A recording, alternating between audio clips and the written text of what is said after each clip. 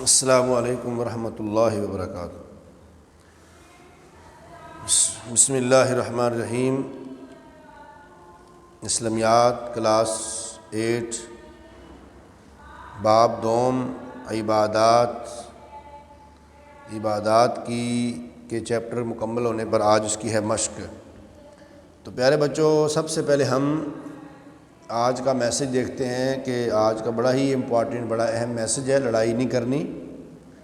لڑائی کرنے سے گھر کا ماحول خراب ہو جاتا ہے، بہن بھائی ناراض ہو جاتے ہیں، دوست احباب ناراض ہوتے ہیں، اللہ بھی ناراض ہوتا ہے اور معاشرے کے اندر فساد برپا ہوتا ہے۔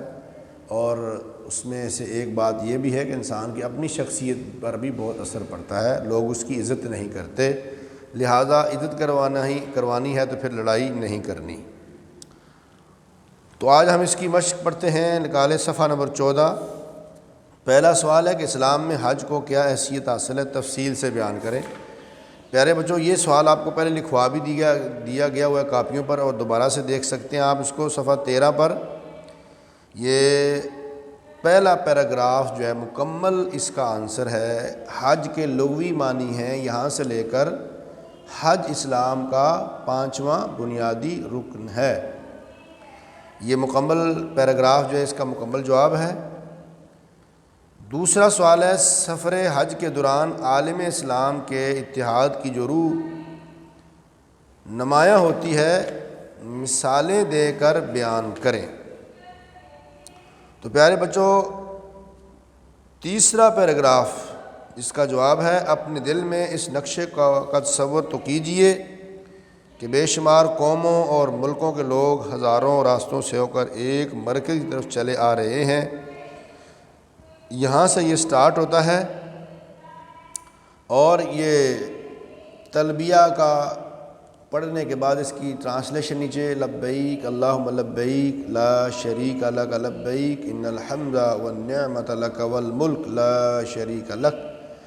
یہ عربی لکھنے کے بعد نیچے اس کی ٹرانسلیشن بھی لکھیں گے، یہاں پر اس کے سوال کا جواب مکمل ہو جائے گا اور اس کو آپ نے یاد بھی کرنا ہے۔ تیسرا سوال ہے، مکہ مکرمہ اور بیت اللہ شریف پہنچنے کے بعد ملت اسلامیہ کی وحدت کے کیا مناظر دکھائی دیتے ہیں؟ تو یہ ہے صفحہ 13 پر آخر والا پیراگراف، ملی وحدت۔ یہ ملی وحدت جواب میں لکھیں گے، اور بولیاں سب کی مختلف ہیں مگر نعرہ سب کا ایک ہے۔ مختلف ملکوں کے قافلے ملتے جاتے ہیں اور سب کے سب مل کر ایک ساتھ نماز پڑھتے ہیں، سب کا ایک امام، سب کی ایک ہی حرکت، سب کی ایک ہی عبادت، ایک ہی زبان، سب ایک اللہ اکبر کے اشارے پر اٹھتے بیٹھتے رکوع سجدہ کرتے، اور سب اسی ایک قرآن کو پڑھتے سنتے۔ یوں زبانوں، نسلوں، قومیتوں اور وطنوں کا اختلاف مٹتا ہے اور ایک اللہ کو ماننے والوں کی ایک عالمگیر جماعت تشکیل پاتی ہے۔ پھر جب یہ قافلے یک زباں ہو کر لبیک اللہم لبیک کے نعرے بلند کرتے ہوئے چلتے ہیں تو ایک عجیب سی فضا پیدا ہو جاتی ہے، جس کے نشے میں سرشار ہو کر آدمی اپنی ذات بھول جاتا ہے اور اس لبیک کی کیفیت میں جذب ہو کر رہ جاتا ہے۔ یہ ہے ملی وحدت۔ اس کے بعد خالی جگہ ہے کہ حج کے لغوی معنی ہے زیارت کا ارادہ کرنا۔ جو بھی استطاعت رکھتا ہو اللہ کے گھر کا طواف کرے۔ جو بھی استطاعت رکھتا ہو اللہ کے گھر کا حج کرے۔ حج کا احرام باندھنے کی مقررہ جگہ کو کہتے ہیں میقات۔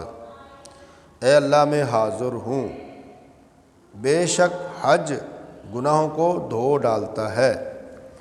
پیارے بچوں، یہ تھی آج کی مشق۔ یہ تینوں سوال آپ نے اپنی کاپیز پر پہلے بھی لکھے ہوئے ہیں، اور دوبارہ جو میں نے آپ کو وائٹ بورڈ پر پوائنٹس کی صورت میں جو سوال لکھوائے ہیں وہاں سے لکھیں اور کاپی سے ان کو یاد کریں۔ یہی آج ہوم ورک ہے۔ یہ ہوم ورک آپ لکھ لیں۔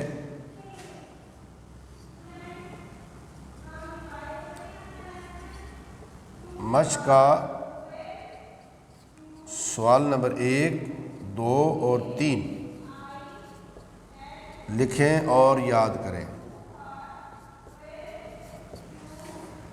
السلام علیکم ورحمۃ اللہ وبرکاتہ۔